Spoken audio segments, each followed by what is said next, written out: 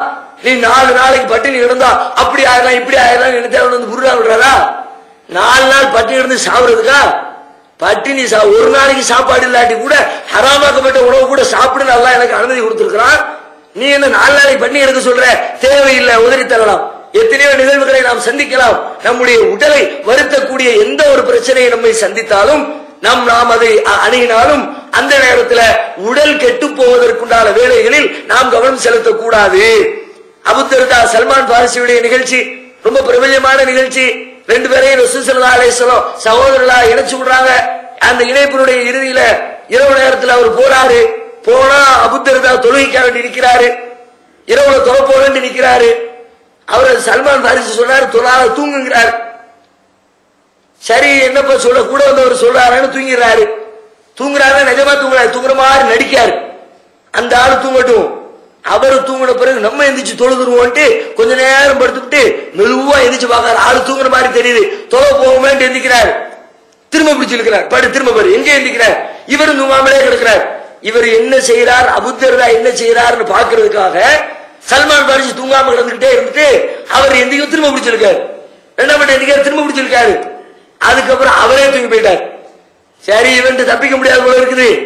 எதுக்கு தொழுகை இல்லாம தூக்கம் இல்லாம தூங்கவா செய்வோன்ட்டு அவர் தூங்கிறாரு. இவர் முடிச்சுக்கிட்டே இருக்கிறவரு இரவனுடைய அந்த கடைசி பகுதியில் இவர் எந்திரிச்சு அவரை தட்டி விடுறார். குமில் ஆன் இப்ப எந்தி ஃபஸல்லே அவன் 2 பேரும் தொழுவோம். 2 பேரும் தொழுது விட்டு சுன்னத்தை முடிச்சுட்டு பள்ளியில போய் நபிகள் ஸல்லல்லாஹு அலைஹி வஸல்லம் சந்திக்கிறாங்க. அப்ப இந்த அபூ தர்தா சொல்றாரு, என்னுடைய தொழுகையை இவர் வீணாக்கிட்டாரு, என்ன தொலை விடாம தடுத்துட்டாரு. அது மட்டும் இல்ல எனக்கு உபதேசம் பண்றாரு. வலி ரப்பிக அலைக ஹக்கா ஒலி நஃப்ஸிக அலைக ஹக்கா ஒலி அஹ்லிக அலைக ஹக்கா ஃபஅதி குல்லதி ஹக்கின் ஹக்கா. உன் ரப்புக்கு செய்யற கடமையும் இருக்கு, உன் மனைவிக்கு செய்யற கடமையும் இருக்கு, உன் உடம்புக்கு செய்யற கடமையும் இருக்கு, உன் கண்ணுக்கு செய்யற கடமையும் இருக்கு. எல்லா கடமைகளையும் முறையா கொடுப்பா. உன் கண்ணுக்குரிய கடமையை எடுத்துவிட்டு ஒன்ன பேலன்ஸ் பண்ணிட்டு இன்னொன்னு இம்பேலன்ஸ் பண்ணிடாத. ஒன்ன சரியா செஞ்சுவிட்டு இன்னொன்னு தவறுதலா நடந்துக்காரா என்று சொல்லிட்டு சல்மான் உபதேசம் செய்கிறார்.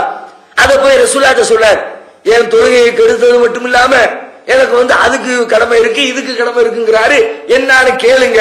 நபிகள் நாயகம் ஸல்லல்லாஹு அலைஹி வஸல்லம் இடத்துல கம்ப்ளைண்ட் பண்றாரு அபூ தர்தா. அப்ப ரசூலுல்லாஹ் என்ன பதில் சொன்னாங்க? தொழுகையை கெடுத்துட்டியேன்னு சல்மான் பாரிசிய சத்தம் போட்டாங்களா? சதக்க சல்மான். சல்மான் கரெக்டா தான் சொல்லி இருக்கிறார். தூங்க வேண்டிய நேரத்தில் தூங்க வேண்டியதானே, ஏன் தூங்காம செஞ்ச? ஏன் தூக்கத்தை கெடுத்துக்கிட்டு உட்கார்ந்துகிட்டு இருக்கிற என்று நபிகள் நாயகம் ஸல்லல்லாஹு அலைஹி வஸல்லம் இப்படி பல்வேறு கோணங்களில் வழிபாட்டை காரணம் காட்டி கூட தன்னுடைய உடல் கெடக்கூடிய ஒரு காரியத்தை செய்யக்கூடாது என்றால் வேறு வேறு காரணத்தை சொல்லிக்கொண்டு, பொருளாதார காரணத்தை சொல்லிக்கொண்டு, சமுதாயத்திற்கு ஏதோ ஒரு போலித்தனமான காரணங்களை சொல்லிக்கொண்டு நம்முடைய உடலை கெடுக்கின்ற காரியங்களை செய்யலாமா? செய்யக்கூடாது. எந்த காரியத்தை உடலை கெடுக்கிற காரியத்தை பத்தி உங்கள்ட்ட கேள்வி கேட்டாலும் இதை செய்யலாமா தூக்கி பார்க்க வேண்டியதா? இதை செஞ்சா நம்ம உடம்பு கெட்டு போயிருந்தா செய்யாத விட்டுரு. இதை செய்யலாமா? செஞ்சா கை காலெல்லாம் வலி இட்டு பயங்கரமா பின்னிரும், வேண்டாம் விட்டுரு என்று நம்முடைய உடலுக்கு கேடு விளைவிக்கிற பூரா தூக்கி ஓரம் கட்டிடலாம். அடுத்து சொல்றாங்க இந்த ஹதீஸ் அபூ தர்தாவுடைய ஹதீஸ் புகாரியில 1832வது ஹதீஸாக வஹப் இப்னு அப்துல்லாஹ் ரலியல்லாஹு அன்ஹு அவர்கள் அறிவிக்கக்கூடிய செய்தியாக பதிவு செய்யப்பட்டிருக்கிறது. அதே மாதிரி இன்னொரு அடிப்படை விதியை இஸ்லாம் விளக்குது. அடுத்த விதி என்ன? எந்த காரியத்தை நீங்க செய்வதாக இருந்தாலும் அந்த காரியத்தினால் மானம், மரியாதை, கௌரவம், சுயமரியாதை, ஒரு மனிதனுடைய தன்மானம் இவைகளுக்கு பங்கம் வரவே கூடாது.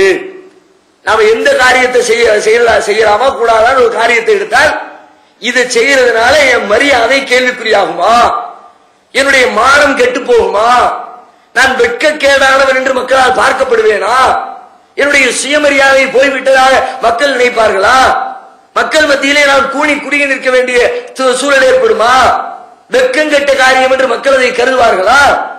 எந்த காரியத்தை கொண்டு வந்தாலும் அதையெல்லாம் தள்ளிவிட வேண்டியதான்.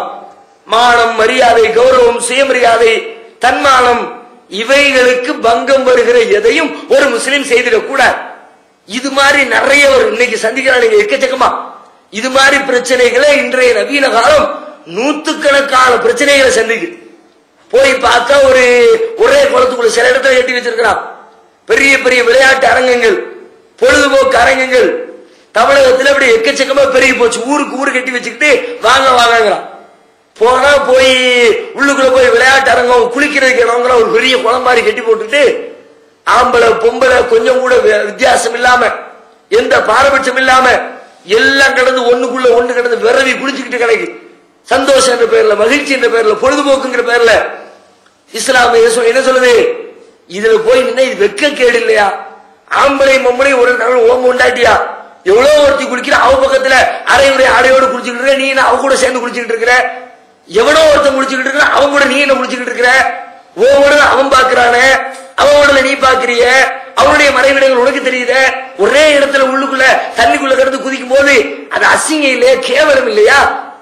இது உன்னுடைய உணர்ச்சிகளுக்கு கேடு இல்லையா? இஸ்லாம் இது மாதிரி எத்தனையோ பிரச்சனையை சந்திக்கிறோம். எல்லாத்துக்கும் தீர்வு சொல்லுது.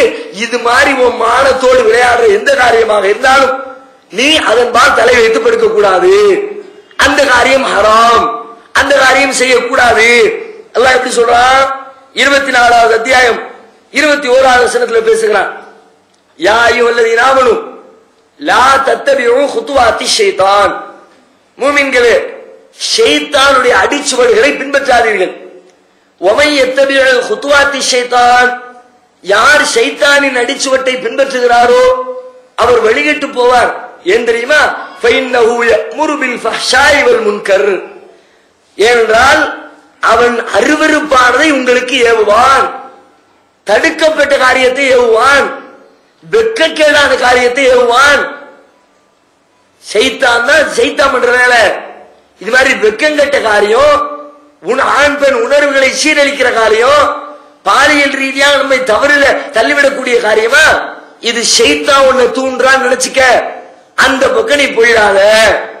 இன்னும் சொல்றாங்க இதே கருத்தை வேற வேற வசனங்கள்ல வேற வேற வார்த்தைகளை கொண்டு சொல்றான். 16வது அத்தியாயம் 90வது வசனத்திலே பேசுகிறான். இன்னல்லாஹ யஅமுரு பில் அத்லி வல் இஹ்சான், அல்லாஹ் உங்களுக்கு நீதத்தை போதிக்கிறான், வல் இஹ்சான் நன்மையை போதிக்கிறான், வ ஈதாஇல் குர்பா நெருங்கிய உறவினர்களுக்கு உதவி செய்ய வேண்டும் என்பதை போதிக்கிறான், வ யன்ஹா அனில் ஃபஹ்ஷாஇ வல் முன்கர் அருவருப்பானதை வெட்கக்கேடானதையும் தடுக்கப்பட்ட காரியத்தையும் இறைவன் உங்களுக்கு தடுக்கிறான். அருவருப்பானது வெட்கக்கேடானது செய்யக்கூடாதுன்னு இறைவன் விதிக்கிறான். எதுவா இருந்தாலும் சரி வெட்கங்கட்ட காரியமா தூக்கி ஓர வச்சிரு. அந்த காலத்துல சில பேர் செய்வாங்க. முந்தைய நபிமாருடைய காலத்துல, ரசூலுல்லாஹ்வுடைய காலத்துல இது மாதிரி வெட்கங்கட்ட காரியத்தை செய்ய வேண்டியது. செஞ்சுட்டு ஏன்டா இப்படி செய்யறேன்னு கேட்டா அல்லாஹ் மேலே பழிய தூக்கி போடுறானோ. நாங்களும் சும்மா செய்யறோம், அல்லாவே இப்படித்தான் செய்ய சொல்லியிருக்கான், நீ வேற விவரம் தெரியாம பேசிக்கிட்டு இருக்கிறிய.